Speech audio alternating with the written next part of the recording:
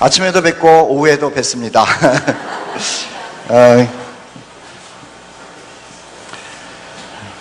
태풍이 온다는 소리를 들으면은요, 참 두려워요. 겁이 나고, 그리고 짜증도 나요. 지난번에도 13호, 14호 오고 이번에 또 15호 온다 그러니까 막 화가 나요. 자꾸만 이렇게 오나. 그리고 뉴스나 인터넷이나 신문을 보더라도 아주 크게 태풍이 오니까 그렇게 써놓더라는 거예요.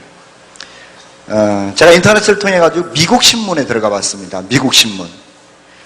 그런데 태풍 15호가 한반도를 지나간다고 그러는데 미국 신문에는 한마디도 안 써놨어요. 굉장히 기분 나쁘더라고요. 지금 우리는 13호, 14호가 지나가가지고 지금 15호가 오는 바람에 이것도 어떻게 될지 막 그냥 겁이 나고 두렵고, 그런데 우리의 우방이라고 하는 미국에서는 어떤 신문에서도 한국 땅에 15호 태풍이 지나간다라는 말을 해놓지를 않은 거예요. 그래서 우방이건 뭐건 간에 하여튼 기분이 나빠요. 우리나라 신문에 지금 미국 캘리포니아에서 굉장히 큰 불이 나고 있다는 것을 읽어보셨습니까? 못 읽어보셨죠? 지금 미국의 캘리포니아에는 제가 살던 데예요. 제가 살던 데 우리 딸이 지금 학교 다니고 있는 그 동네에요. 지금 불이 일주일째 나고 있습니다. 일주일째. 뭐 엄청난 지옥 같은 불인 거예요. 그런데 우리나라 신문에는 한마디도 안 써 있어요.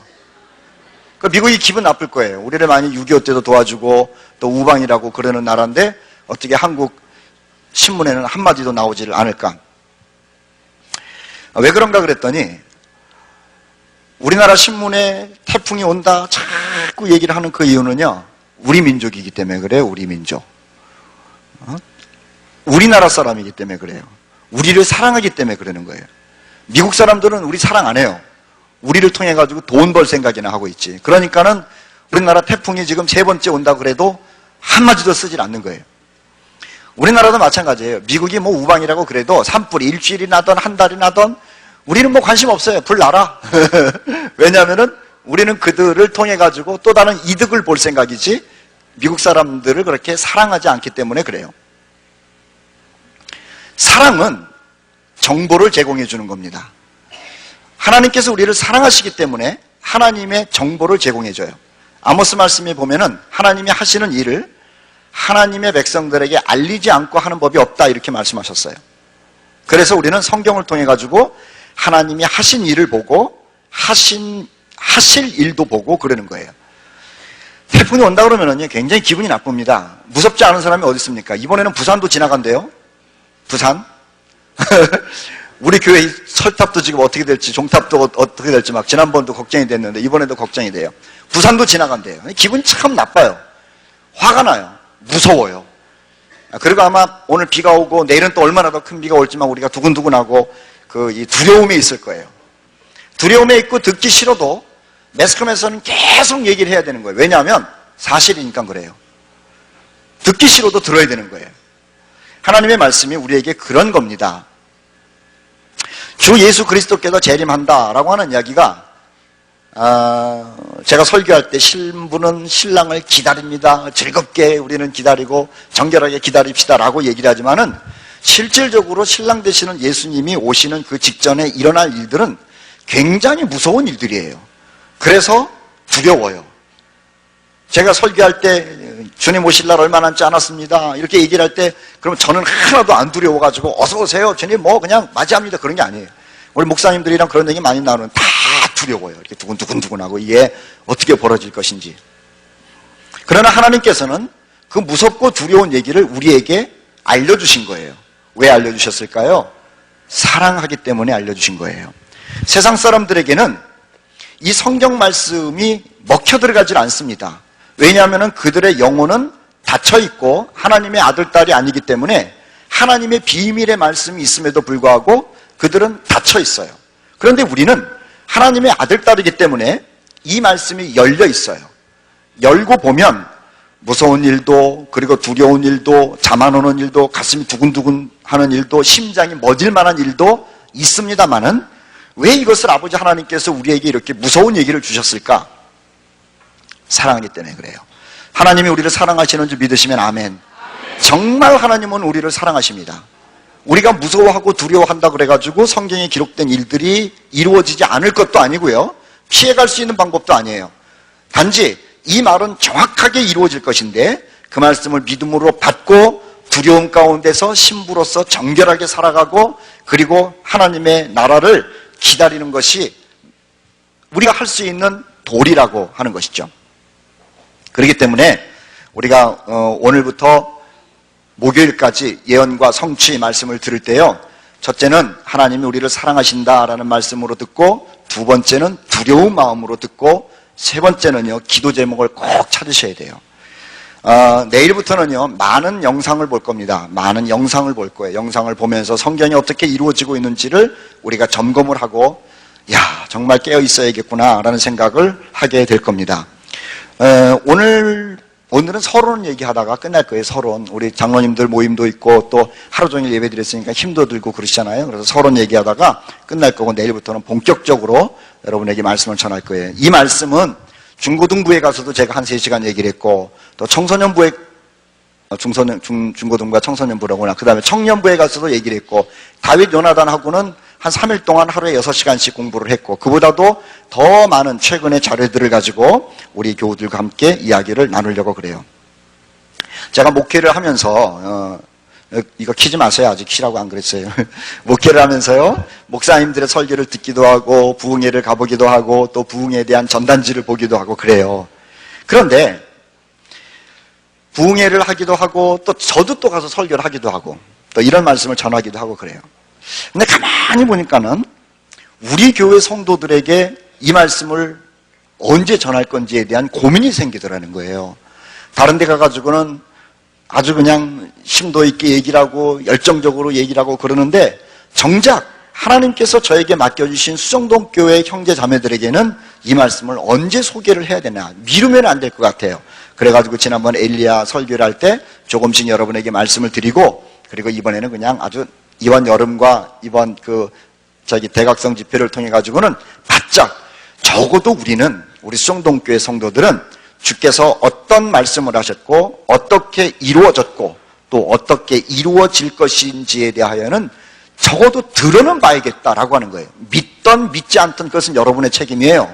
저는 전달할 책임만 있는데 우리는 꼭 이것을 알아야겠다라고 하는 것이죠. 또 하나는요, 이단들 때문에 이 말을 꼭 들어야 돼요. 1992년 10월 28일 혹시 기억하시는 분 계실 거예요. 다미 선교회라는 게 있었습니다. 다가올 미래를 준비해라 라고 하는 이장님이라고 하는 그 이단 목사님이 1992년 10월 28일 날 예수가 재림한다 그래가지고요, 얼마나 몸살을 앓았는지 몰라요.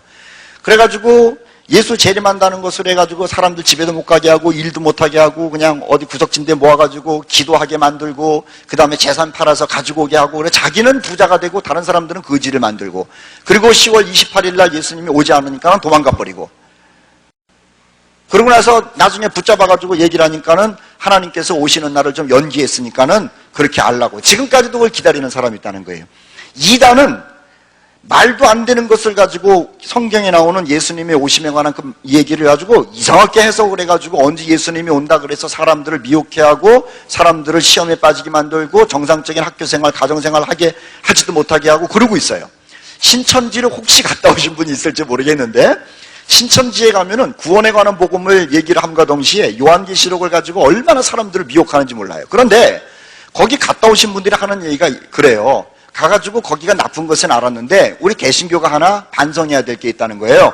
그게 뭐냐면은 구원의 복음을 교회에서 잘 안 가르치더라는 거예요. 또 하나는 예수님의 재림에 관한 이야기를 교회에서 안 가르치더라는 거예요. 그러니까 신천지를 가보니까는 거기에서는 내가 정말로 필요로 하는 영혼에 관한, 구원에 관한 이야기를 하는 거예요. 그러니까 모르니까는 그걸 받아들이고 거기에 빠져요. 또 하나는 계시록과 또 다니엘서에 나오는 이런 얘기들을 가지고 뭐 종말이 어떠니 이런 얘기를 하니까 거기에 또 혹하는 거예요. 그래가지고 빠지더라는 거예요.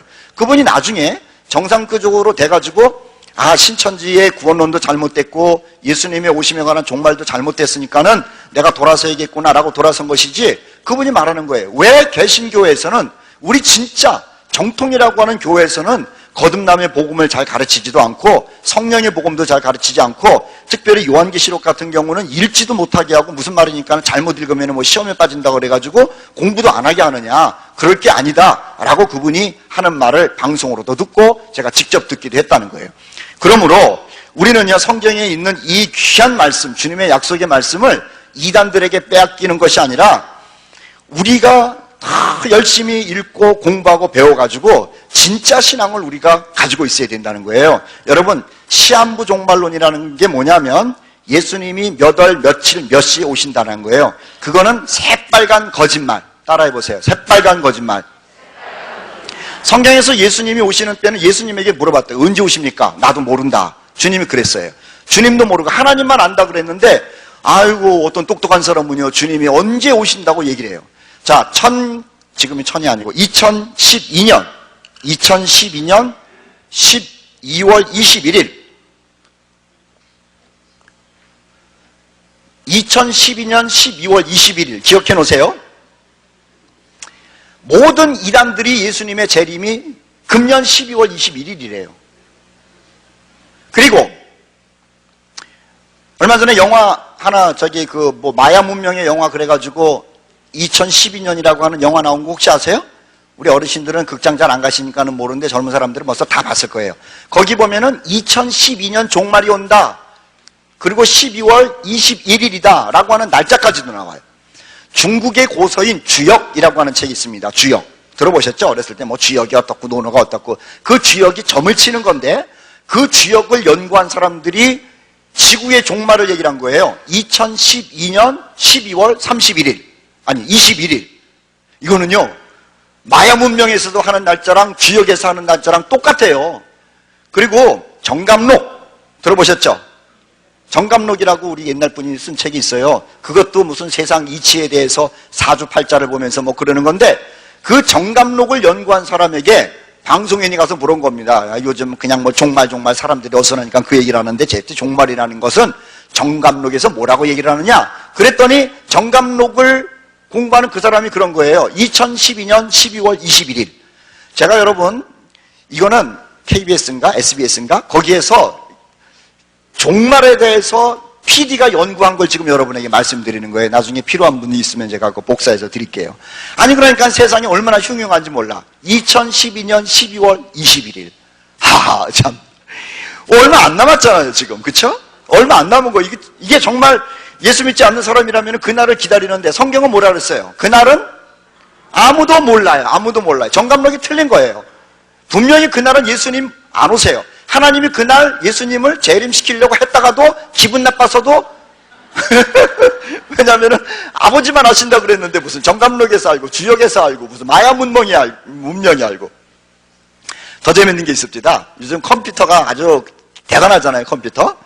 그 컴퓨터에다가 세상의 모든 이치와 또는 과학의 문제, 사회의 문제, 이런 언어들을 전부 컴퓨터에다가 집어넣고 명령을 내렸어요. 뭐라고 명령을 내렸냐면은, 지상에 있는 이러한 일들을 다 컴퓨터에서 받아들인 다음에 세상의 종말이 언제인지 컴퓨터 네가 대답을 해줘라, 이렇게 과학적으로 또 물어본 거예요. 그 컴퓨터에 다 들어갔는데요, 컴퓨터에서 대답이 뭐라고 나왔는지 아세요? 2012년 12월 21일 이후에는 역사가 없음. 그러니까는 저도 이제 의심이 되는 거야. 아니, 주역도, 정감록도, 마야 문명도, 그 다음에 심지어는 우리가 살고 있는 이 시대의 컴퓨터까지도 그 언어를 다 받아가지고 세상의 마지막이 언제냐 그랬는데 2012년 12월 21일. 아이고, 그래가지고 사실은 저도 기다리지 않습니까? 그날이 올래는지 안 올래는지. 그런데 그것도 거짓말이에요. 왜냐하면 성경에서 그랬기 때문에 그래요. 아버지만 아신다. 아버지만 아신다. 우리 같이 한번 따라 합시다. 그날은 아버지만 아신다. 근데 우리 아버지 하나님께서는요, 기다리시는 거예요. 기다리셔. 왜 기다리시냐면은 한 영혼이라도 더 구원받아야 되잖아요. 우리 가족들, 우리 권사님들, 또 우리 집사님들, 가족들, 예수 믿지 않은 우리 자녀들 때문에 지금 속타게 기도하고 있잖아요. 속타게. 우리가 나 혼자는 그냥 예수도 열심히 믿고 찬송도 하고 은혜도 받고 그러는데, 아휴, 그것도 감사하지만 그냥 뒤돌아서 보면은 예수 안 믿는 내 며느리 때문에, 아들 때문에 그냥 속타요, 정말. 우리 가족들 가운데, 우리 친척들 가운데도 그런 분이 있다니까요. 아무리 예수 믿으라 그래도 그냥 귀에 못이 박혔는지 듣지 않는 사람이 있어가지고요.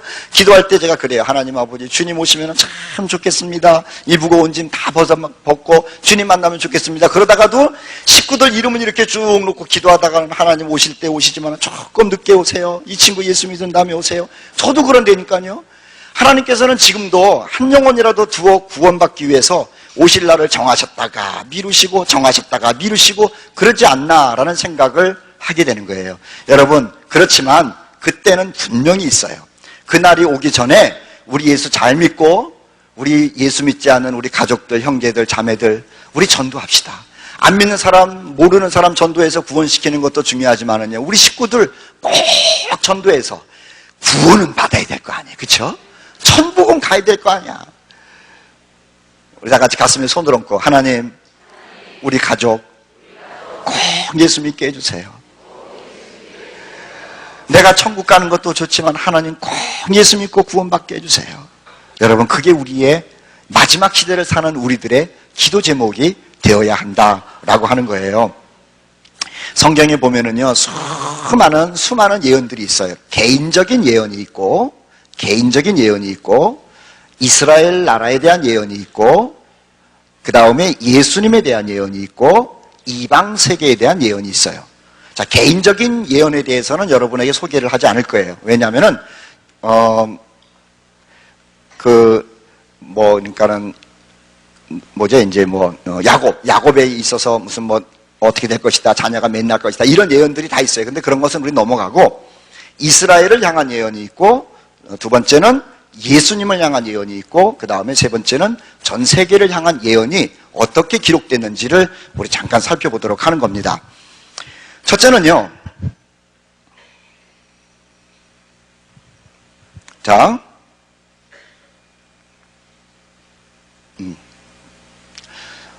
이스라엘을 향한 예언을 여러분에게 말씀을 드릴게요. 이스라엘에 관한 예언들은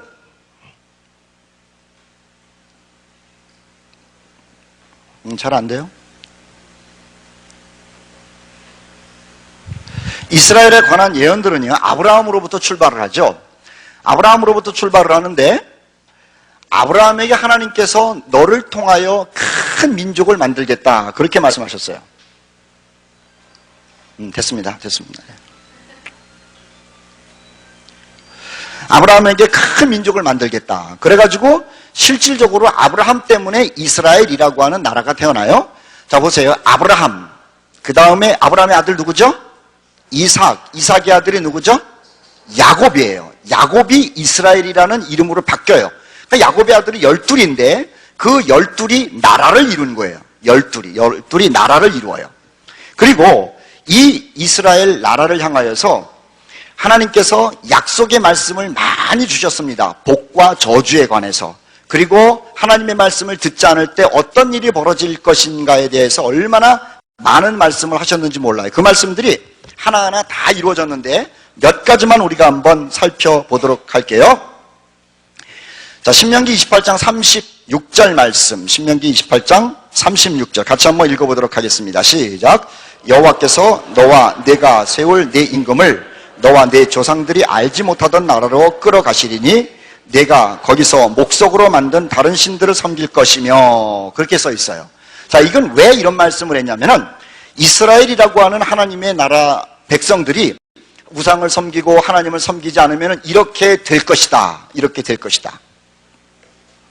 자, 이렇게 될 것이다라고 얘기를 했는데 정말로 목석을 섬기고 돌을 섬기고 그런 짓들을 한 거예요. 그래서 하나님이 야단을 칩니다. 막 때리기도 하고요. 막 그냥 노량물을 빼앗기기도 하고, 또는 뭐 부녀자들을 잃어버리기도 하고, 전쟁이 있기도 하고, 먹을 것이 없기도 하고. 그런데 하나님이 참어, 거기까지만 하는 거, 거기까지만. 때리고 끝나. 그러면은 때리면은 또 하나님 아버지께 회개해가지고 하나님 잘못했습니다. 우리가요 참 대승에 이제 하나님 잘 섬길게요. 하나님 또 화가 풀어지셔가지고 복도 주고 은혜도 주고 잘 되게 만들어요. 그런데 이게 사람이 시간이 지나가면 잊어먹어요. 사람이 잊어먹어. 매 맞을 때는 정신 바짝 차리겠다 그랬다가 한 일주일 지나면 또 잊어먹고 또 죄를 짓잖아요. 이스라엘 백성들이 또 죄를 졌다니까요. 죄를 지면은 하나님은 또 때려요. 또 때려요. 그런데 왜 하나님이 신명기 28장에 있는 것처럼 알지 못하는 나라로 끌어가지 않고 때리기만 하느냐? 왜 때리기만 할까? 말씀은 분명히 알지 못하던 나라로 끌려갈 것이다라고 얘기를 했는데 왜 끌려가지 않고 때리기만 할까? 한 300년, 400년 동안 그렇게 때려요. 왜 그럴까? 왜? 회개하기를 기다리는 거예요. 회개하기를. 아무리 때려도 또 반복하고 회개를 하지 않으니까는요, 하나님께서는 이제 신명기 28장 그 말씀대로 붙잡아 가겠다라고 마지막 선지자를 보내죠. 그 마지막 선지자가 누구냐면은 에레미야예요. 에레미야. 그래서 에레미야가 그렇게 하나님을 섬기지 않고 우상을 섬기고 못된 짓을 한 너희들, 이제 하나님께서 참을 만큼 참았으니까는 너희가 알지도 못하는 그 나라로 하나님께서 보낼 거다. 아침에도 제가 설교했지만은 가나안 땅에서 바벨론까지 약 한 2,500km 되는 그것으로 돌아올 수도 없는 곳으로 하나님께서 보내겠다고 에레미야 선지자를 통해서 말씀을 하더라는 거예요. 자, 에레미야 13장 19절 말씀 같이 한번 읽어보도록 하겠습니다. 에레미야 13장 19절.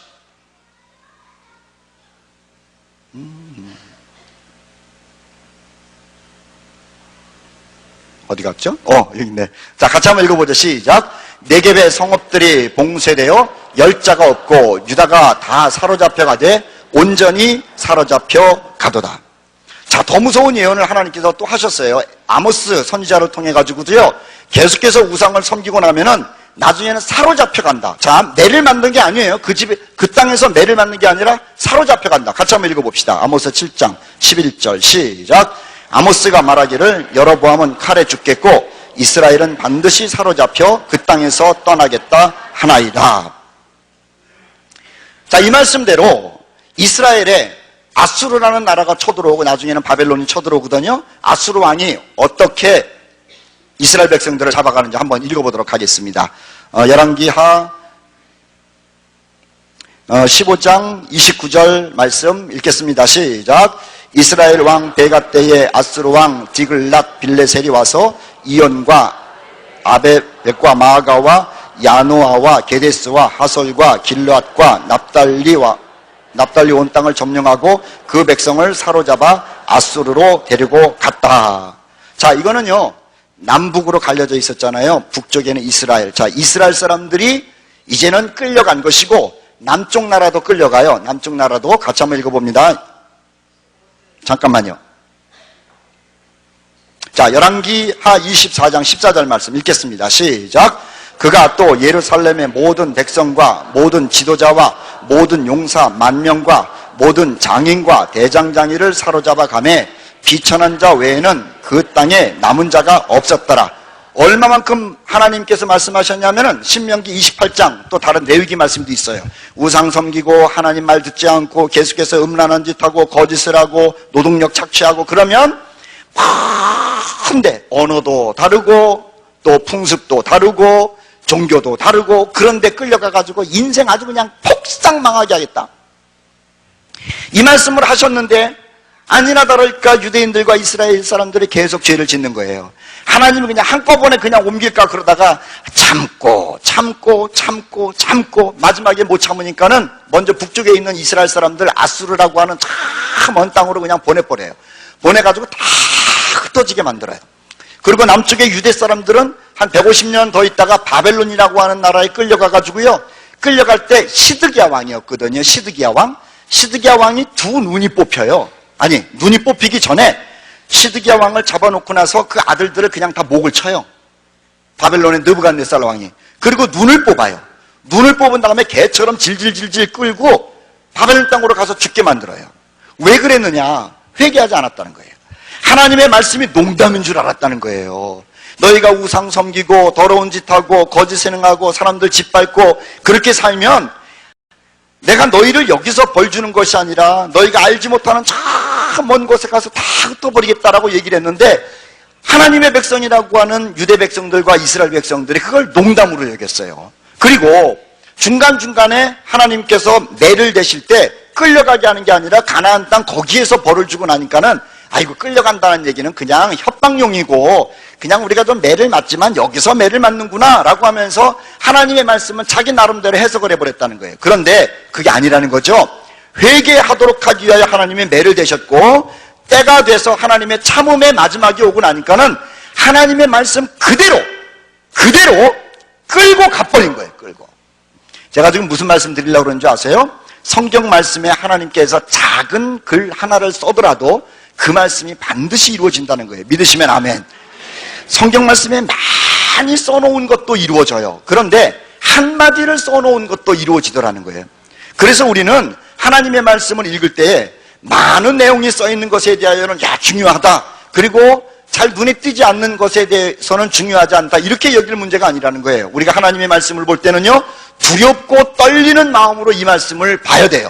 그래서 아침에도 여러분께 말씀드렸잖아요. 성경을 공부 열심히 해가지고 이 말씀이 많은 사람들이 알고 있는 말씀이든 널리 알려져 있는 말씀이든 아니면은 내가 처음 발견한 말씀이든 처음 들었던 말씀이든 깨닫고 나면은 이것은 1.1핵도 틀림없이 이루어질 하나님의 말씀인 줄 알고 두렵고 떨림으로 그 말씀을 대해야 된다는 거예요. 그래서 우리가 그 말씀대로 이루어지도록 기도하고, 또 그 벌에 관한 이야기라면은 벌 받지 않도록 우리가 신부처럼 정결해야 되는 것이고, 회개해야 되는 문제가 있다면은 그 말씀 하나를 붙들고 회개해야 되고 그래야 된다는 거예요. 저도 그렇고요, 신앙생활 하면서 하나님의 말씀에 대해서 참 소홀히 할 때가 많았어요.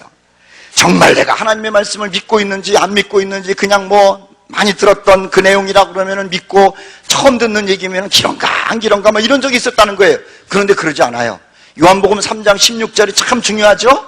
하나님이 세상을 이처럼 사랑하사. 또 요한복음 1장 12절 말씀, 영접하는 자 곧 그 이름을 믿는 자들에게는, 또 합력하여 선을 이룬다, 이런 말씀도 참 중요한데, 스가랴에 있는 말씀도 중요하고, 말라기 말씀도 중요하고, 요나 말씀도 중요하고, 야고보 말씀도 중요하고, 빌레몬 말씀도 중요하고, 동일하게 중요하다는 거예요. 여러분, 창세기 1장 1절도 중요하고, 요한복음 3장 16절도 중요하고, 성경은 창세기부터 요한계시록까지 다 중요한 말씀인 줄 믿습니다. 그래서 우리는요, 그 말씀을 하나하나 연구해 가면서 그 말씀을 배우고 마음에 두면서, 이것이 이루어질 말씀이로구나라고 하는 그 믿음을 가지고 사는 것이 얼마나 중요한지 몰라요. 자, 하나님께서 이스라엘 백성들에게 그런 약속을 하셨습니다. 뭐라고 약속하셨냐면은, 가가지고 그냥 힘들게 살 것이다. 그런데 거기서만 그걸로만 약속한 것이 아니라, 그렇게 살다가 내 새끼니까는 내가 또 돌아오게 할 거야. 이게 아버지의 마음이야. 내가 그냥 먼 곳에 가서 다 흩어져 버릴 거야. 말 안 들을 말이야. 가까이 있는 데서 흩어져 버린 게 아니라 먼 데 가서 흩어져 버릴 거라고. 그러다가 우리 하나님께서 말씀하시기를, 그러다가 내가 이제 또 때가 되면 너희 가나안 땅으로 그 먼 곳에도 돌아오게 할 거라고. 그 말씀도 기록되어 있어요. 신명기 30장 30절 말씀에 기록되어 있는데요. 자, 같이 한번 읽어봅시다. 하나님께서 그 죄인들을 그냥 흩으셨다가 다시 돌아오게 한다는 그 약속의 말씀 읽어보겠습니다. 시작. 내 하나님 여호와께서 마음을 돌이키시고 너를 긍휼히 여기사 포로에서 돌아오게 하시되, 내 하나님 여호와께서 흩으신 그 모든 백성 중에서 너를 모으시리라. 죄를 지면은 보낸다는 것도 하나님의 말씀이요, 또 거기서 고생을 한 다음에 하나님께서 데리고 온다는 것도 하나님의 말씀이요. 자, 한번 또 읽어볼까요? 이사야 11장 11절 말씀에도 같은 말씀이 써 있습니다. 읽겠습니다. 시작.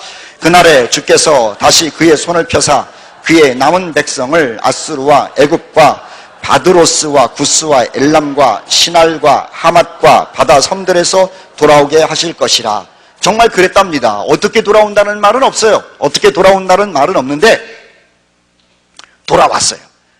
자, 제가 간단하게 얘기를 할게요. 우리 성경 공부 시간에 이건 따로 한번 배울 수 있도록 하고, 바벨론에 가가지고 거기서 모진 고생을 하는 거예요. 모진 고생. 우리가 일제 36년을 경험했잖아요. 우리 나이 많으신 어르신들 36년 경험하신 분들 혹시 계실지 모르겠네요. 저는 그 고생을 했던 것을 우리 할아버님께 들었어요. 일본 사람들에게서 매를 맞고 또 그 이름도 막 바뀌고, 이제 할아버지 돌아가셔가지고 그런 얘기를 들을 기회가 없겠습니다만은, 그 36년 동안 그렇게 힘들었다는 거예요. 그런데 말이 그렇지, 70년 아닙니까? 70년. 70년이면은요, 언어도 잃어버리는 거예요. 근데 물론 유대 사람들은 언어는 안 잃어버렸어, 아무튼. 자, 언어도 잃어버리죠. 자식들도 바벨론의 교육을 받죠. 참 그 노동생활 하면서 학대받으면서 그렇게 살고 있는데, 왕이 바뀌었어, 왕이. 바벨론의 왕이 나라가 바뀌면서 누구로 바뀌었냐면은 고레스라는 사람으로 바뀌었어. 다 같이 고레스.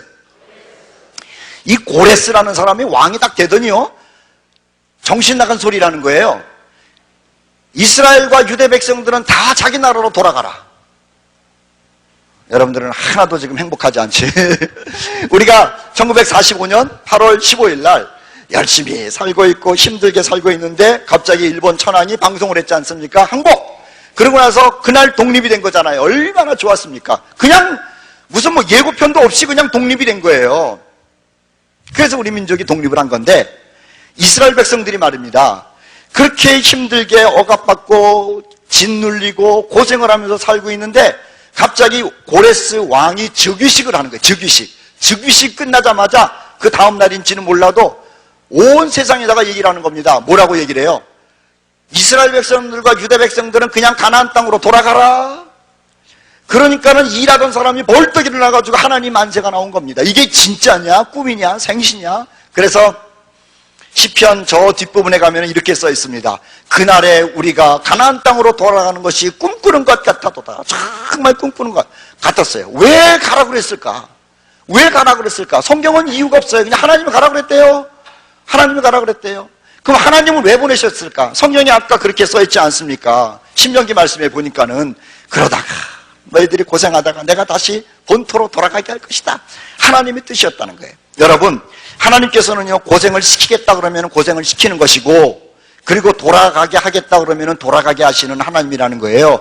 말씀이 그대로 이루어지고 있다는 것을 여러분에게 소개를 하고 있는 거예요. 여러분, 성경에 있는 말씀이 하나도 땅에 떨어지지 않고 이루어지는 생명의 말씀인 줄 믿습니다.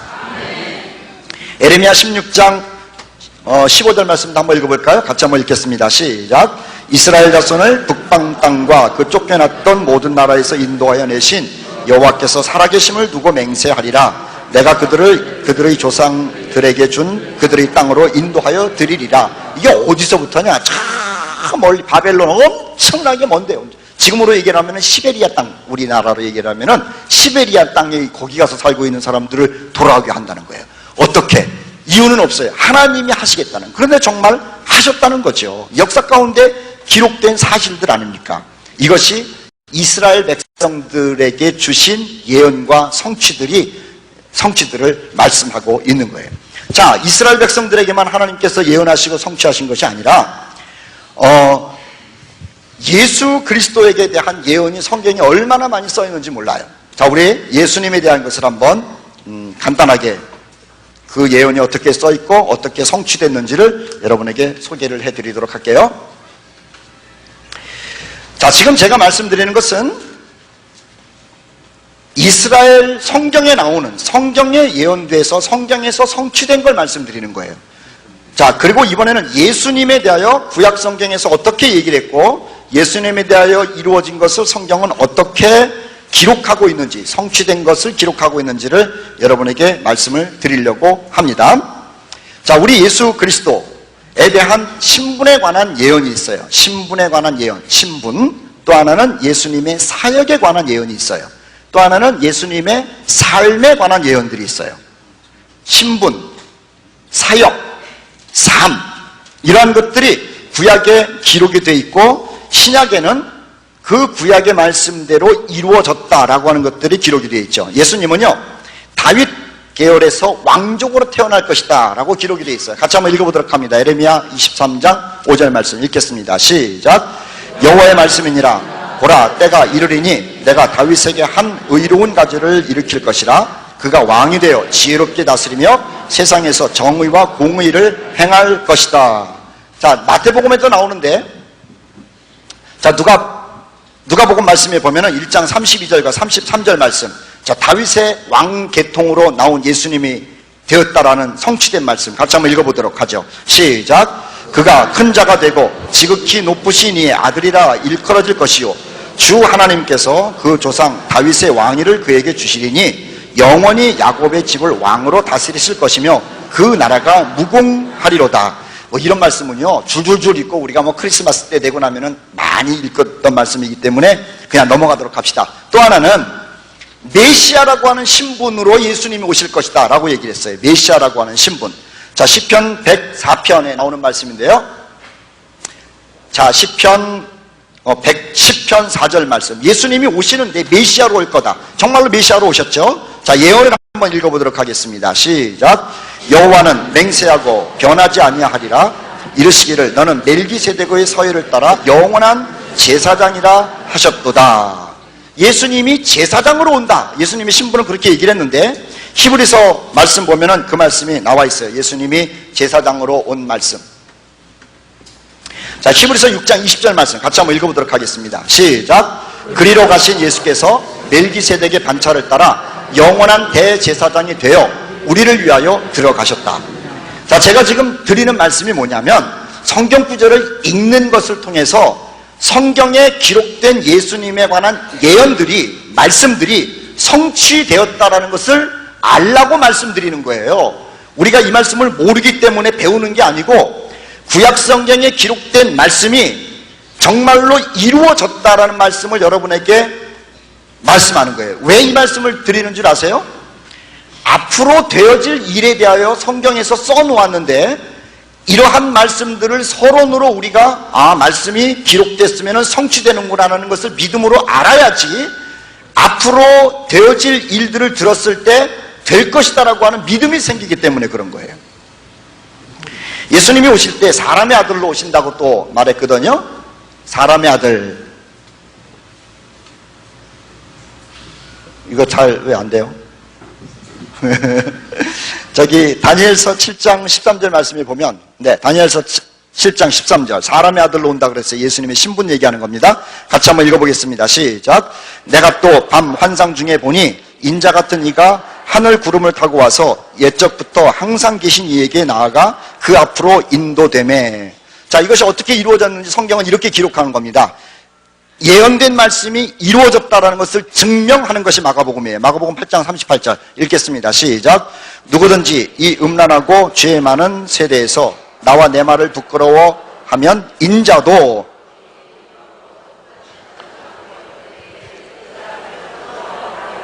거기 보면은 인자라는 말을 쓰는 거예요. 다니엘서에서 메시아가 올 때 사람의 아들로 온다. 자, 정말로 예수님이 오셨는데 예수님 스스로도 그렇고 사람들도 그렇고 다니엘서에 있는 그 말씀대로 예수님은 사람의 아들로 오셨다. 뿐만 아니라 하나님의 아들로 온다는 말도 써놨죠. 시편 2편 7절 8절 말씀에 보면 내가 여호와의 명령을 전하노라. 여호와께서 내게 이르시되 너는 내 아들이라. 거기 보세요. 너는 내 아들이다. 하나님의 아들이다. 그렇게 말했어요. 그런데 사도행전 말씀에 보니까는 곧 하나님이 예수를 일으키사 우리 자녀들에게 이 약속을 이루게 하셨다 함이라. 시편 2째 편에 기록한 바와 같이 너는 내 아들이라 오늘 너를 낳았다 하셨고 예수님이 이 땅에서 활동하실 때 하나님의 아들이라고 하는 소리를 들었다는 거예요. 자, 세상 사람들이 그냥 하나님의 아들 이렇게 말한 것이 아니고 성경에서 예수가 메시아가 오면 사람의 아들이라는 소리도 듣고 하나님의 아들이라는 소리로 들을 것이다 라고 이야기를 했는데 정말 그렇게 인자 하나님의 아들이라는 소리를 들었으니 성경이 정확한 책이다라는 것을 우리에게 알려주고 있는 거죠. 저는 여러분에게 지금 뭘 얘기하는지 들으셔야 돼요. 이런 이야기가 있다라는 것이 아니라 성경이 말한 것은 이스라엘에 관한 이야기든 예수님의 신분에 관한 이야기든 반드시 이루어진다는 거예요. 그래서 우리는 성경의 모든 이야기에 대하여 아주 집중하면서 귀를 기울이고 관심을 가져야 한다라고 하는 것이죠. 자, 그 내용은 이제 쭉 넘어가가지고 예수님의 삶에 대해서 여러분에게 간단하게 소개를 하겠습니다. 예수님의 삶. 예수님의 삶에 대하여는 이사야 7장 14절 말씀에 이제 그쯤에 나와요. 제가 여러분에게 이제 소개를 해드릴게요. 예수님의 사명이 많은 것들은 시간 관계상 다 지나고요. 필요하신 분들은 이거 카피해 드릴 수가 있어요. 오셔가지고 성경 공부하시기 원하시는 분들은 여기 맞나? 예수님의 삶에 대해서 조금만. 자, 예수님의 삶을 예언을 했어요. 동정녀, 처녀에게서 예수님이 나온다 그랬거든요. 그러니 생각해 보십시오. 이스라엘 사람들이 살고 있는데 이사야 선지자가 나타나가지고 먼 훗날 메시아가 올 것이다. 그런데 처녀에게서 난다. 이게 믿을 만한 일입니까? 못 믿는 얘기잖아요. 그런데요, 분명히 그렇게 써 있어요. 자, 이사야 7장 14절 같이 읽어보겠습니다. 시작. 그러므로 주께서 친히 징조를 너희에게 주실 것이라.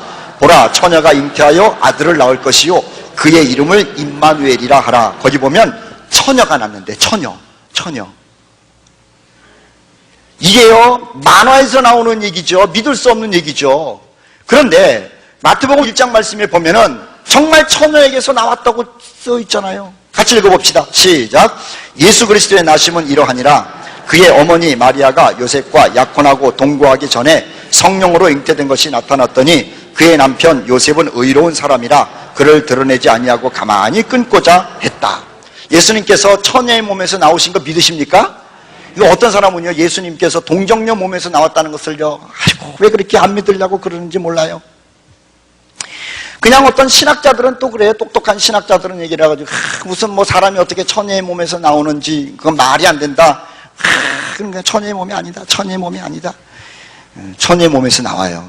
예수님이 동정녀에게서 나온 것을 믿지 못하면 십자가로 말미암는 구원의 문제까지도 전부 단추가 잘못 끼어지는 거예요. 자, 그것뿐만 아니라 예수님께서 태어나시는 장소까지도 예언되어 있었어요. 미가서에 나와 있죠. 베들레헴 에브라다야, 너는 유다 족속 중에 작을지라도 이스라엘을 다스릴 자가 내게로 나올 것이라. 그의 근본은 상고의 영혼에 있느니라. 어디서 나오나 그랬어요? 베들레헴에서 나온다 그랬어요. 그런데 정말 예수님이 어디서 나왔죠? 베들레헴에서 태어나신 거예요. 베들레헴 말고. 그리고 예수님이 베들레헴에서 태어나셨을 뿐만 아니라 호세아서 말씀에 보면은 이스라엘이 어렸을 때 내가 사랑하여 내 아들을 애굽에서 불러냈거늘. 자, 이 말이 참 중요합니다. 예수님이 애굽에 살다가 가나안 땅으로 올 것을 예언하는 거예요. 호세아서 11장 1절에 나와 있어요. 내 아들을 애굽에서 불러낸다. 그런데 정말로 예수님께서 애굽에 가서 살다가 헤롯이 다 죽이려고 그러니까 애굽으로 가셨잖아요. 그 예수님의 어머니 아버지랑 애굽에서 살다가 가나안 땅으로 온 거예요. 다시 여러분에게 반복해서 말씀드릴 거예요. 아유, 목사님 뭐 지루하게 동정녀 탄생도 알고 베들레헴 탄생도 알고 뭐 애굽에 간 것도 아는데 뭘 그렇게 얘기를 합니까? 제가 얘기하는 게 뭐예요? 성경에 한 번만 기록돼도 성취가 된다는 거예요. 여러분에게 말씀드리는 건 그거예요. 한 번만 기록돼도 성취가 된다는 거예요. 동정녀 탄생은 딱 한 번 기록되어 있어요. 그런데 성취가 됐어요. 베들레헴에서 난다는 것도 미가서에 한 번 나와 있어요. 그런데 성취가 돼요.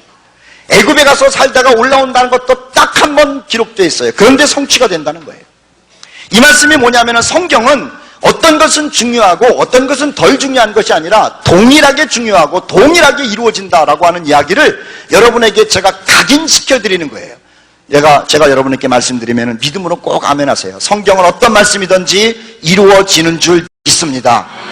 이 말씀이 왜 그러냐면 하나님의 말씀이기 때문에 그래요. 하나님의 말씀. 자, 마지막으로 세상 역사에 관한 예언이 기록되어 있어요. 세상 역사. 제가 세 가지 말씀드렸죠. 이스라엘에 관한 역사, 예수님에 관한 역사, 세상에 관한 역사. 자, 세상에 관한 역사가 다니엘서에 아주 구체적으로 나와 있는데요.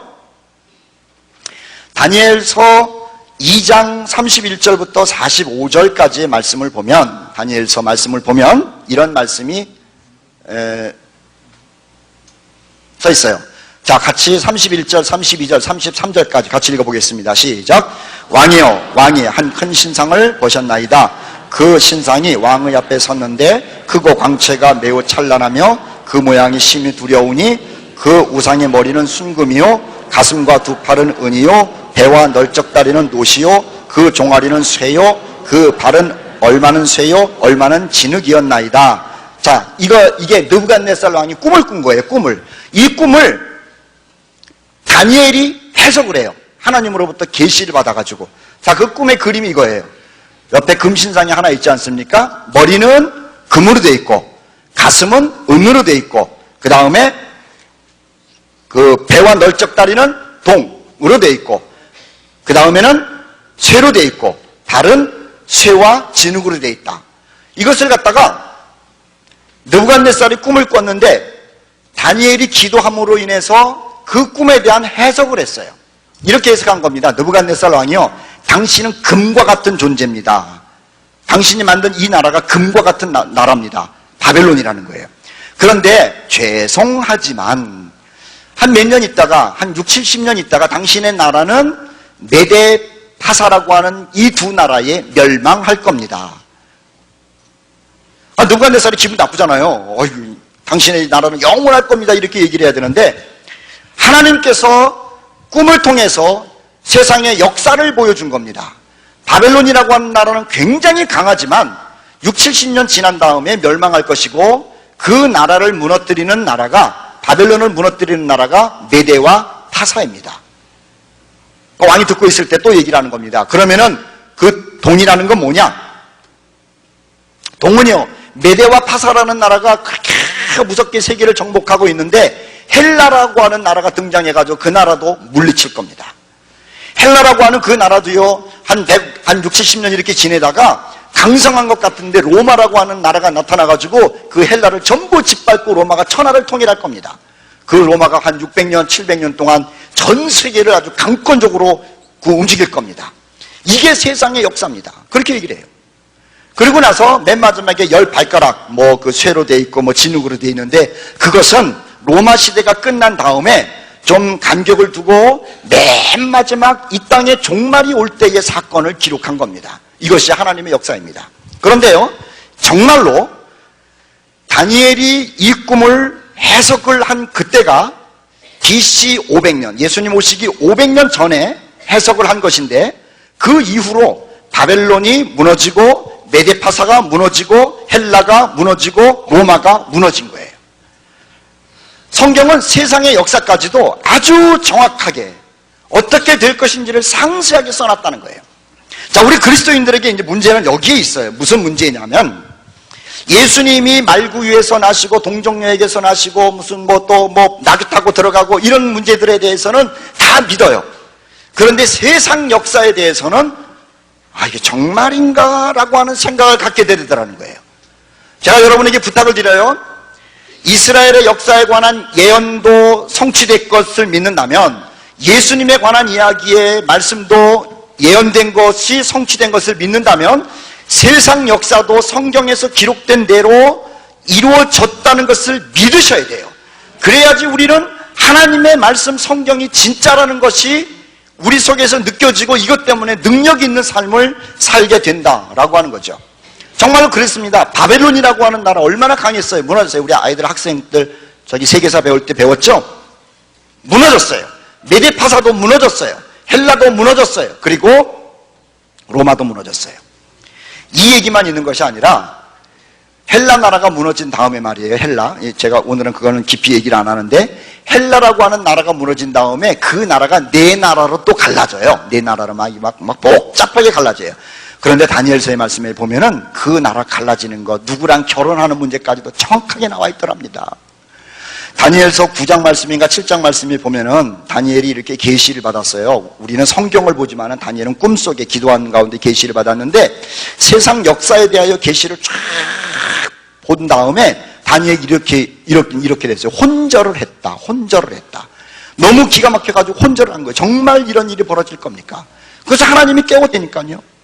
성경을 보니까는요, 어떤 여왕이 누구를 좋아하다가 그 세상 역사 때문에 그게 안 돼가지고 싸움을 하고 형제가 배를 가르고 이런 내용이 다니엘서에 나오는데 제가 연구를 하고 읽으면서도 정말 하나님께서 세미하게 써놓으셨다. 왜 그걸 써놓으셨을까? 왜 하나님이 하신 말씀이 그대로 이루어지는 것을 써놓으셨을까? 하나님의 여러 가지 뜻이 있겠지만 그 당시의 사람들을 위한 뜻도 있겠지만 오늘 마지막 성경책을 가지고 사는 우리들에게 하나님께서 하신 말씀이 그렇게 정확하게 이루어졌다면 주 예수 그리스도의 재림 때에 일어날 일들을 써놓은 것을 그렇게 믿어야 된다라는 의미로 써놓으신 거예요. 그 당시 사람들에게도 필요해서 하나님이 말씀을 주셨는데 오늘 주 예수 그리스도의 재림 때에 사는 우리들에게 주신 말씀이 여기에 상당히 정확하게 써 있어요. 우리가 공부를 안 해가지고 그냥 대충 써 있는 것 같은데 정말 정확하게 써 있어요. 이 정확하게 써 있는 말씀을 믿어달라는 거예요, 주님이. 우리가 믿음이 없으니까 믿어달라는 거예요. 여러분, 과거의 말씀이 다 이루어진 것처럼 성경에 앞으로 될 일도 분명히 말씀대로 이루어질 것을 믿으시기를 주의 이름으로 축복합니다. 그것이 우리 주님이 우리에게 바라는 우리의 믿음이라고 하는 거예요. 뭐 세상의 역사뿐만 아니라 이방 사람들이 어떻게 구원을 받을 것인지에 대한 그 예언도 많이 있는데요. 이것은 우리가 나중에 또 시간이 있을 때 한번 공부하도록 하고, 내일부터 우리가 공부할 내용이 무엇인지 여러분에게 소개를 하고 오늘 마치도록 하겠습니다. 제가 준비는 많이 했는데 이거 다 읽고 나면 너무너무 지루할 것 같아요. 자, 내일부터 우리가 공부할 내용은 이거예요. 예언과 성취라고 하는 것인데, 어떤 분이 그 성경에 나오는 휴거 사건들, 저기 보면은 뭐 7년 대환란, 천년 왕국, 백보자 심판, 이런 이야기들을 처음 들어보신 것 같아. 처음 들어보신 거. 그런데 이거는 처음 듣는 우리, 익숙하지 않은 우리에게는 너무너무 심각한 문제예요. 초대교회 성도들은 저 얘기를 날마다 하는 거예요. 날마다 모일 때마다. 우리 초대교회 성도들 보면 날마다 모였다 그랬죠. 날마다 모여가지고 아이고 우리 언제 우리 예수님께서 공중에 재림하시나, 그럼 우리 휴거 되겠지, 그 얘기를 했다니까요. 아이고 주님 오시고 나면 세상에 환란이 있을 텐데 다 휴거돼야 되는데 우리 휴거될 때 같이 휴거될 수 있도록 그들을 위해서 기도하자, 이 말을 했다니까요. 그리고 휴거된 다음에 공중에서 주님과 혼인잔치하고, 혼인잔치한 다음에 우리 주님과 더불어서 한 7년 있다가는 우리가 이 땅에 내려와가지고 우리 주님과 더불어서 사탄을 이기고, 그 다음에 천년왕국을 이룰 것이고, 그리고 백보자 심판 받은 다음에 주님과 더불어 영원히 살 것 아니냐, 이 이야기를 날마다 모여서 했어요. 날마다. 그런데 구원에 관한 이야기, 성령에 관한 이야기, 주님이 오시는 저런 이야기들을 날마다 했는데 이 교회가 타락을 하잖아요. 타락을 하는 거예요. 타락을 하다 보니까는 교회가 타락할 때 어떻게 타락하는 줄 아세요? 교회가 권력이 생겨요. 권력. 그래가지고 왕한테 가가지고 나 큰 소리 한번 뻥뻥 치고 내가 왕을 세운다. 저기 그 중세 때 그런 적이 있는 거예요. 교회가 세상 권력을 갖는 거예요. 우리 여기 정치하시는 분이 혹시 계실지 모르지만 권력의 맛이라는 것은 마약의 맛보다도 더 좋다 그러잖아요. 왕을 갖다가 막 움직이고 왕한테 무릎 꿇고 내가 너 안수한다고 막 그러니까는 어유 이게 뭐 종교의 힘이 대단한 거예요. 그래서 타락하는 거예요. 두 번째는 뭐냐면은 종교가 계급을 가질 때 타락하는 거예요. 계급. 아이고 우리 기독교랑 캐톨릭은 원래 같은 뿌리 아니었습니까? 거기서부터 나왔는데 하도 캐톨릭이 타락을 하니까는 루터가 개혁을 한 거거든요. 아니 그 교회의 계급이 어디 있어요? 그런데 이거는 뭐 교황이 따로 있고 부교황이 따로 있고 추기경이 따로 있고 뭐 또 무슨 모가 따로 있고 그 다음에 신부가 따로 있고 수녀가 따로 있고, 그래가지고 그냥 뭐 교황 한번 만나면 하나님 만나는 것처럼 계급을 만들어 버린 거예요. 그리고 그 추기경 한번 되기 위해서 그냥 모진 모략들 막 그 추기경끼리 그 교황 되기 위해서 이 사람은 이번에 이 사람은 꼭 교황이 돼야 돼. 내 사람이 돼야 돼. 저 사람이 돼야 돼. 이게 예수님을 섬기고 하나님을 섬기는 것이 아니라 벼슬 얻으려고 하는 거예요. 그러니 교회가 타락을 안 하는 겁니까? 세 번째 교회가 타락하는 것은 교회가 돈이 많으니까 타락한 거예요. 중세시대 때 얼마나 돈이 많습니까? 그냥 뭐 종교세를 만들어내고 돈 더 받기 위해서 예배당 베드로 성전 지면서 말이에요 뭐 하나 이렇게 만들어내는 거예요. 그래가지고 이거 받으면은 사면은 연옥에 있던 사람들이 천국 가고, 이거 안 사면은 연옥에 있던 사람들이 천국 갈 사람도 지옥 간다. 그리고 지옥에 간 사람들 너네 식구 지옥 갔어. 이거 돈 주고 사면은 지옥 가 있는 사람도 연옥으로 올라가. 그 다음에 연옥에서 천국 가려고 하면 또 표를 한 장 더 사면 돼. 그래가지고 면제부를 만든 거 아니에요. 세상에 교회가 돈이 있으니까는 타락을 하는 거예요. 권력이 있고 계급이 있고 돈이 있으면 타락을 해요. 그래가지고요 십자가의 복음도 없어지고 교회 가운데서 되어지는 저 아름다운 영적인 이야기들을 다 빼앗겨버린 거예요. 교회 오면은 누가 높으냐 그 얘기하는 거예요. 교회 오면은 누가 더 힘이 있느냐, 교회 오면은 우리는 얼마나 돈이 많이 있느냐. 그래서 뭐 또 교회에서도 또 한 자리 하려면 돈도 많이 벌어야 돼. 그래가지고 성공하려고 그러고 그냥 이러는 거예요. 교회가 다 타락해버리는 거예요. 자, 그러니 교회 속에서 되어지는 거룩한 언어들이 다 없어져 버렸어요. 거듭남에 관한 언어도 없어져. 중생에 관한 이 말도 없어진 거예요. 성령의 역사, 성령의 세례 이런 것들이 낯선 언어가 된 거예요. 더군다나 예수 그리스도께서 이 땅에 재림하신다, 공중에 재림하신다. 공중재림이라는 말을 들어보신 분이 없을 수도 있어요. 예수님이 재림한다고 얘기를 하니까는 그냥 저 위에 계시다가 땅으로 탁 내려오시는 줄 알았던 분 많이 계시죠? 괜찮아요. 못 배웠으니까 그런 거지 뭐 어쩔 수가 없죠. 그런데 그렇지 않잖아요. 성경을 공부하니까는 하나님 우편에 계시던 예수님께서 공중으로 재림하셔. 공중으로 재림할 때 우리 그리스도인들이 휴거된다 그랬죠. 휴거. 들어보셨어요? 휴거될 때 누가 먼저 휴거될까? 무덤 속에 있는 사람이 먼저 휴거돼요. 우리 그런 거 잘 모르잖아요. 그냥 휴거되면 내가 그냥 뿅 올라가는가 보다. 성경은요 너무 정확하게 예수님이 공중에서 나팔 소리를 쫙 부를 때 우리 먼저 가신 할아버지들 또 할머니들 엄마들 이런 분들이 먼저 무덤 속에서 공중으로 휴거되고 그 다음에 우리가 올라가는 거예요. 참 정확해요. 그런데 그런 용어들이 교회 가운데서 사라져버린 거예요. 우리가 공중에 올라가서 주님과 혼인잔치하는 그 꿈을 가지고 살아야 되는데 그 용어들이 사라져버린 거예요. 그리고 이 땅에 환란이 있다는 것도 사라져버리고 천년왕국이라고 하는 하나님이 약속하신 놀라운 축복도 다 사라져버린 거예요. 사탄이 교회 가운데 들어와가지고 우리 교회를 영적인 공동체, 영적인 언어를 가지고 움직이는 공동체를 육신적인 공동체, 세상의 비영리단체, 선행하는 공동체로 아주 그냥 나락 떨어뜨려버렸다는 거예요. 우리 주님께서 얼마나 답답하실까. 그리고 주님 오신다는 얘기를 하면은요, 이단이 아닌가 그렇게 보는 이상하게 만들었어요. 아니 우리 신랑 되시는 예수님 오시는 얘기가 왜 이단 얘기예요? 그것을 이용해 먹는 이단이 있는 것은 맞습니다만은 우리는 주님 오신다는 얘기를 들어야 되는 것이고 해야 되는 것이고 그것을 꿈꾸면서 사는 거예요. 기독교에는 종말론이 없어요. 희망론만 있어요. 아멘. 기독교는 종말이 아닙니다. 종말은 끝나는 거예요.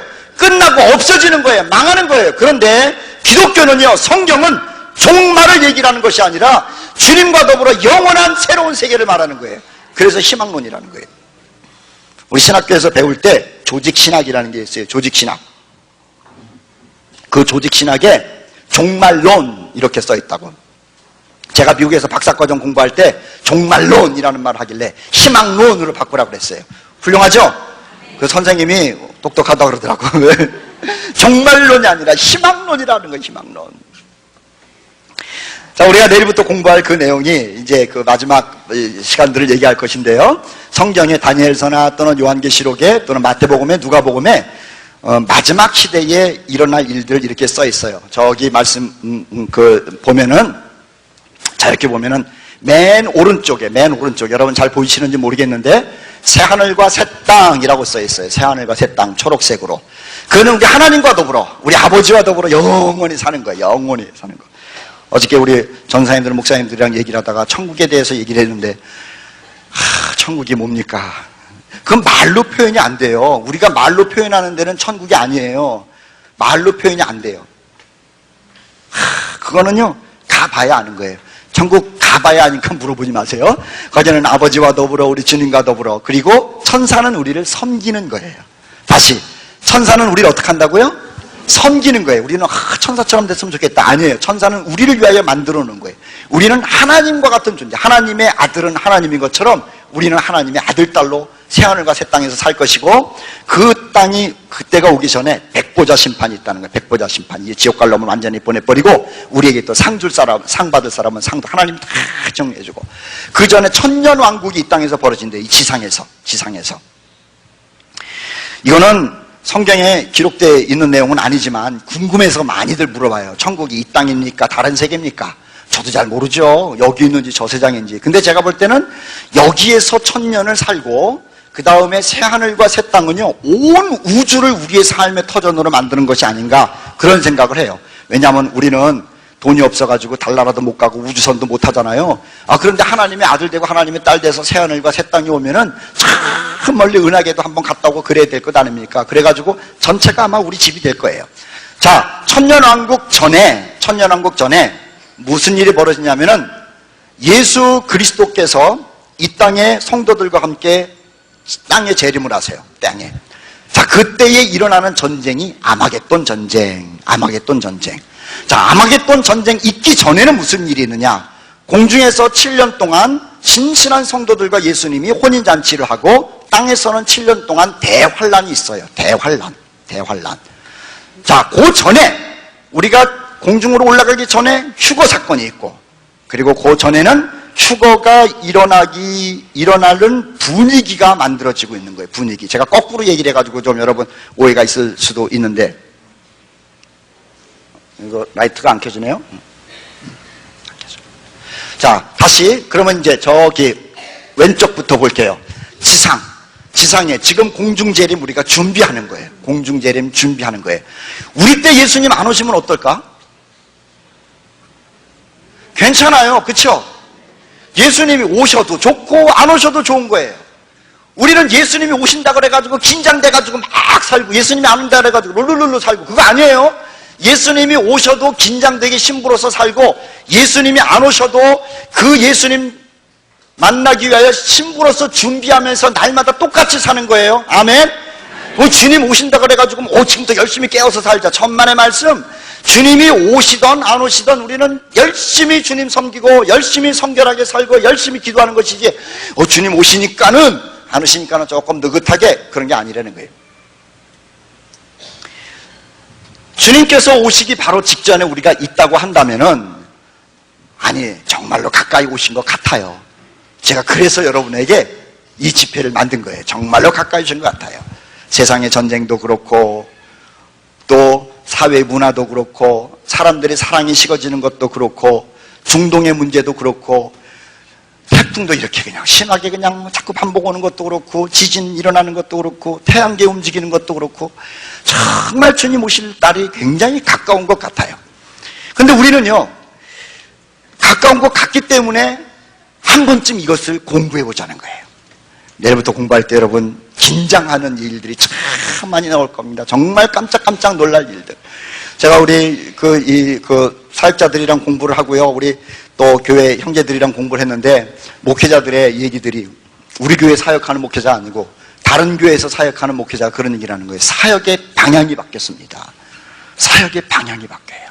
우리 교회가 추구해야 될 게 바뀌어요. 영상을 이제 볼 건데요, 우리 오늘 안 봐요. 오늘은 이걸로 끝나요. 거룩한 기독교 가톨릭 성직자가 방송에서 그러는 거예요. 하나님이 사랑의 하나님인데 지옥을 만들어 놓으셨겠습니까? 지옥 없대요. 지금 그런 시대예요. 얼마나 이 기독교가 타락했는지, 기독교 대학에서 가르치는 기독교 신자 교수가 기도문을 써놓고 이렇게 얘기를 해요. 나미아불 타불 아멘. 우리는 웃고 있는데 그런 일들이 지성인들 가운데서 벌어지는 거예요. 미국 가서 박사학위 받은 사람이라니까요.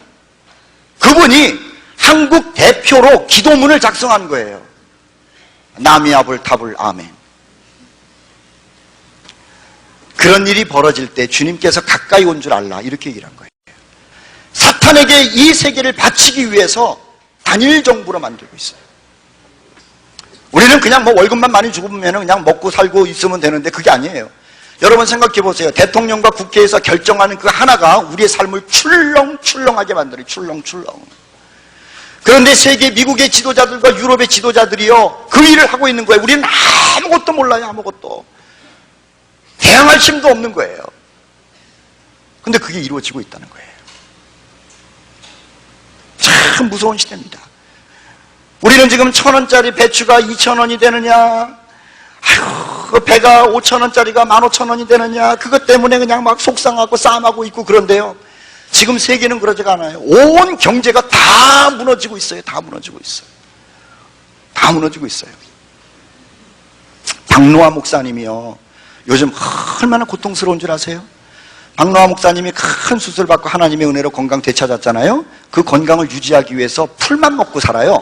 여러분 아시죠? 고기도 안 먹고 그냥 튀긴 것도 안 먹고 그냥 저분은 파, 고추, 마늘, 상추.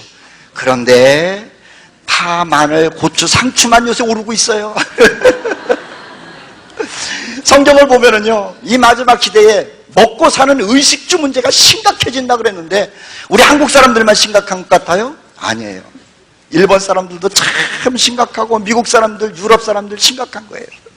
전쟁 이야기도 성경에 너무 구체적이랍니다. 우리 이번에 다 공부할 거예요.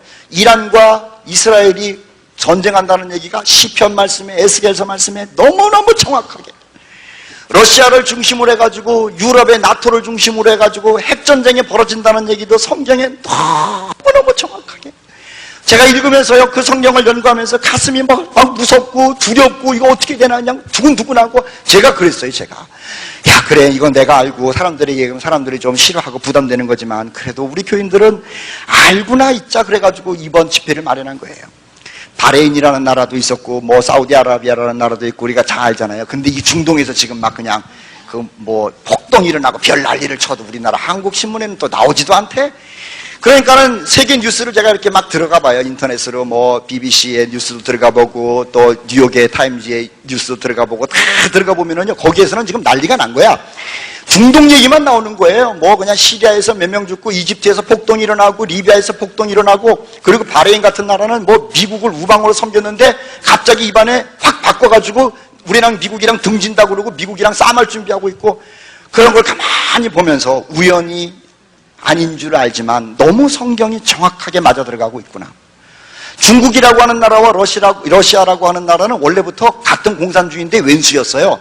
자기가 더 공산주의 최고라나 뭐 그래가지고 중국이 최고니 뭐 러시아가 최고니 그래가지고 북한에서 러시아에 한번 붙었다가 러시아가 중국이 삐지면은 쫙 나와가지고 중국한테 붙었다가 왔다 갔다가 북한이 그러지 않았습니까? 중국과 러시아는 웬수였다고요. 같은 공산국가인데. 그런데 푸틴 대통령이랑 후진타오가 푸틴이 두 번째 대통령 했을 때 둘이서 만난 거예요. 웬수인 나라가 만나가지고 아이고 후진타오요 푸틴이요 우리가 이제는 서로 적대관계 하지 말고 우리가 서로 동맹을 합시다. 전쟁을 일으켜도 둘이서 하나가 됩시다. 우리 두 나라의 허락 없이는 아무것도 할 수 없도록 그렇게 만듭시다. 아이고 세상에, 대체 세상에 어떻게 되려고 일어나? 정말로 세상에 전쟁이 일어나면 러시아와 중국과 그 다음에 아랍 국가가 손을 잡고 나서 서방 국가와 싸우게 돼 있다라고 하는 에스겔서의 말씀이 그대로 되기 위해서 이루어지고 있는 거예요. 그날이 우리 시대가 아니면 참 좋겠어. 왜냐하면 전쟁만 나면 나도 겁나거든요. 물가 오르면 나도 어렵다고 힘들다고. 그날이 아니면 좋겠는데 아니기를 바라지만 하나님은 당신의 때가 있으셔서 그 시간표를 이루어 가시는 것 같아요. 그래서 우리가 한번 공부해 보자는 거예요. 그 일이 일어나고 있을 때 말입니다. 우리는 뭐 해야 돼요? 신부로서 깨끗해야 돼요. 주님을 사모해야 돼요. 주님을 사랑하고 믿음을 지켜야 돼요. 그러다가 우리 주님께서 공중에 재림하시면은 우리는 다 들림받는 사람 될 줄 믿습니다. 그런데 말이에요, 이렇게 무섭고 또 힘들고 부담되는 얘기를 주님이 왜 하셨는 줄 아세요? 사랑하니까. 믿음 지키라고. 그리고 우리가 너무 어려워지면은요, 견디기 어려우면은 우리 주님께서 피할 길을 주신다 그랬어. 그 말 때문에 우리가 살만 나는 거예요. 세상에 바람이 불고 동남풍이 불고 두려운 일이 있고 전쟁의 소식이 있고 우리의 목을 조이고 우리를 왕따로 만들고 그런다 할지라도 주님께서 우리에게 피난처가 되실 줄 믿습니다. 주님이 우리에게 피난 길도 주실 줄 믿습니다. 그리고 때가 되면은 주님 공중에 재림하셔서 우리 모두 공중으로 불러들여서 혼인잔치 할 날이 다가오고 있는 것을 믿습니다. 여러분, 이 놀라운 영광스러운 복음을 우리가 갖고 있는 건 너무너무 감사한 거예요. 얼마나 감사한지 몰라요. 정말 감사한 거예요. 우리 어린이들도 할아버지 할머니들도 주님께서 우리를 사랑해서 주신 이 귀한 말씀 마음에 두고 이 말씀을 대하면서 기도도 많이 하고 회개도 많이 하고 믿음도 굳게 갖고 또 하나님을 사모하며 살아가다가 믿음에 승리하는 이 시대에 주님 마음에 쏙 드는 성도 되기를 주의 이름으로 축원합니다. 아멘. 기도하십시다. 이 시간 하나님의 말씀 서론을 들었는데 하나님께 우리 같이 통성으로 기도합시다. 하나님의 말씀에 대하여 우리가 신실한 믿음을 갖게 하옵소서. 1.1핵도 땅에 떨어지지 않는 말씀인데 그 말씀을 존중히 여기게 하시고 그 말씀을 기대하며 사모하며 신실하게 신뢰하는 내 자신이 되게 하여 주시옵소서. 또 이번 대각성 집회 가운데 하나님의 음성을 듣게 하시고 믿음이 견고해질 수 있도록 축복하여 주시옵소서. 우리 다 같이 자신의 소리가 귀에 들릴 만큼 통성으로 기도하겠습니다.